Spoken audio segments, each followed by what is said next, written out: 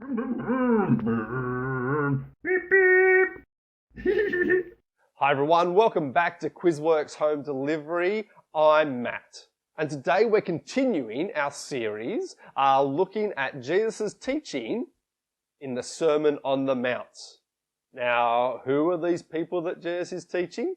Do it with me. These are people who are chosen by Jesus, called by Jesus, and loved by Jesus too. Now we're to follow Jesus, live like Jesus, and become like Jesus too. In other words, Jesus' people will live differently to the people who don't follow Jesus. Hey Matt. Whoa! Scruff, what was that? Oh, it's Cedric. Okay, well, what's happening? Oh, he's not very happy that I tried to put salt on him last week to see if he tastes better. Right. Anyway, I better go. Oh dear. Well, today, in our series on the Sermon on the Mount, we're going to be looking at Matthew chapter 5, verses 21 and 22. And this is what Jesus said. He said, "You know that our ancestors were told, 'Do not murder,' and a murderer must be brought to trial. But I promise you that if you are angry with someone, you will have to stand trial. If you call someone a fool, you will be taken to court. And if you say that someone is worthless, you will be in danger of the fires of hell." As I said last week, Jesus uses lots of picture language in his teaching here in the Sermon on the Mount. Well, today let's imagine what this part is like. Good evening, and welcome to the QuizWorks News. I'm Scruff. And I'm Gruncharina. Our main story today asks the question, what is murder? What is murder? Don't you know what murder is? I'll show you. No, Scruff, I know what murder is. Then why did you ask, what is murder? Because that's the title of our top story tonight. It's about a man who is on trial for the murder of his brother. But an amazing legal twist. He has been accused of murder for merely saying that he hates his brother. Gruncharina, you're being silly. That would never happen. I mean, we're serious news presenters. You can't just make stuff up. Scruff, look, can you just read what the witnesses said? Gruncharina, What? I can't read. Ah, Scruff, how did you get a job as a newsreader then? I knew the boss. What? Hey, Dad! Oh, I'll read it then. Okay. Witnesses claim that the accused man said to his brother, "You're stupid," and "I hate you," and "I wish you weren't my brother." But Gruncharina, that's still not murder! Oh, Gruff, can we just cross live to Clarence, our on-the-spot reporter who is at Puppet Town Court where the trial is about to take place? Clarence! Huh? What? Oh yeah. Thanks, guys. Yeah, that's right. We're here at the local court, and we're about to hear the trial of a man accused of the murder of his brother, Trevor. What? No, not Trevor. Trevor's been murdered! Trevor! No, it's okay, Scruff. I have Trevor, the murder victim, here with me now. What? No, you can't show a dead person on TV. And here he is. I can't look. Hi, Trevor. How are you? Oh, I'm okay, but I am sad that my brother said he hates me.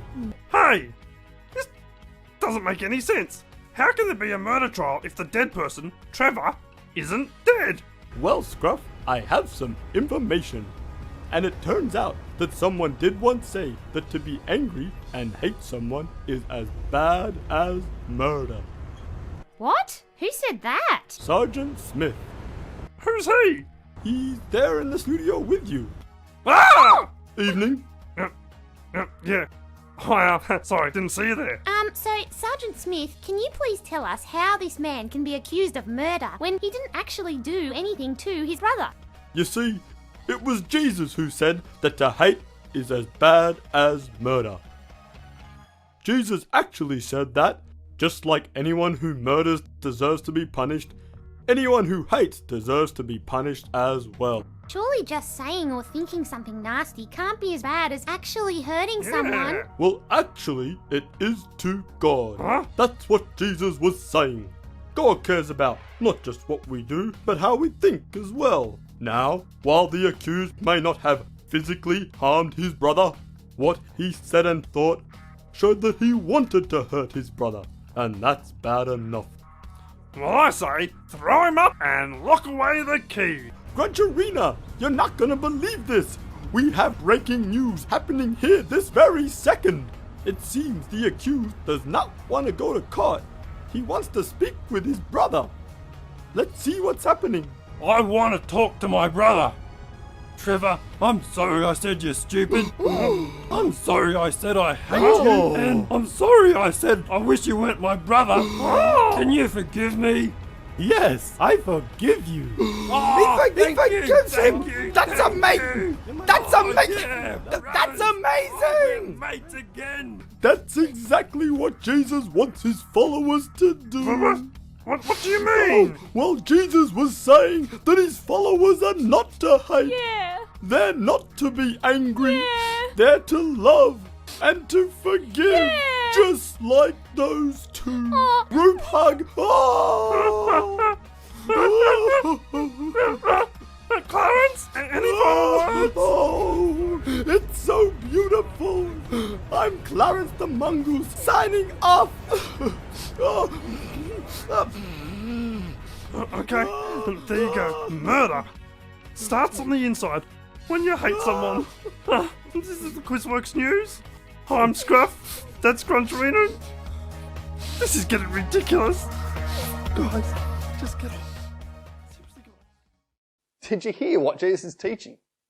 God cares not just about what we do, but what we think as well. And as one of Jesus' people, well, we're not to be angry, we're not to hate, instead we're to love and forgive. Hey, Matt. You're back, Scruff.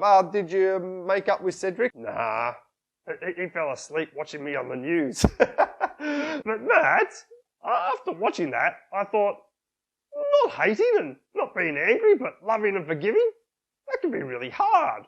And what happens if you get it wrong? When we get it wrong, well, the first thing we're to do is to say sorry to God.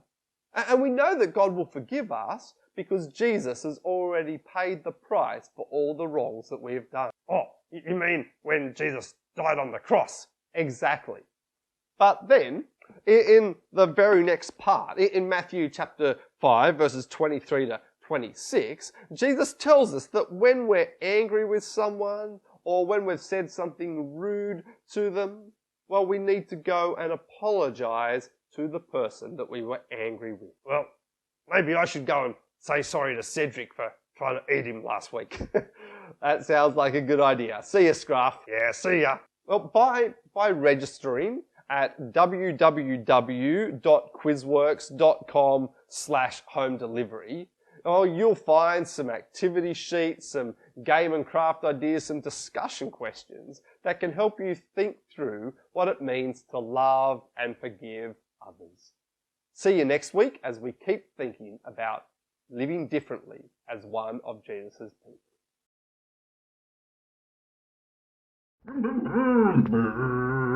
Beep, beep.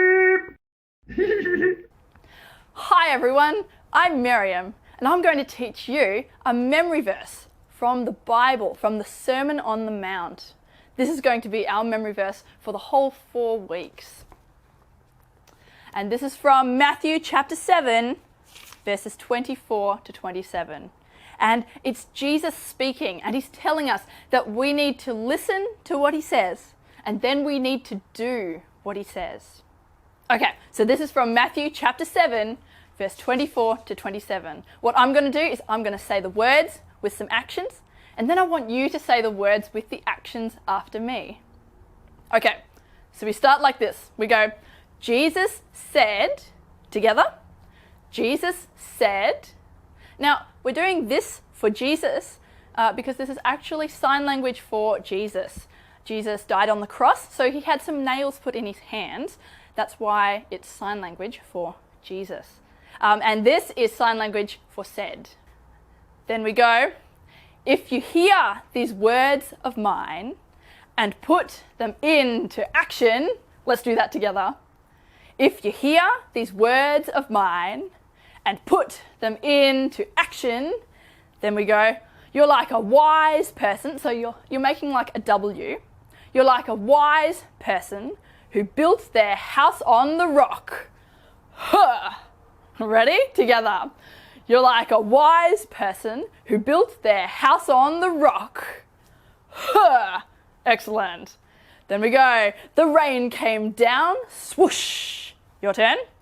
The rain came down. Swoosh. Then we go. The streams rose. Bubble, bubble, bubble. Your turn. The streams rose. Bubble, bubble, bubble. And then we go. And the wind blew. Whoosh. Your turn. And the wind blew. Whoosh. Then we go. But it didn't fall. No. Together. But it didn't fall. No. Because it was built on the rock. Huh. Your turn. Because it was built on the rock. Huh. Excellent. Then we go. But if you hear these words of mine and don't put them into action, your turn.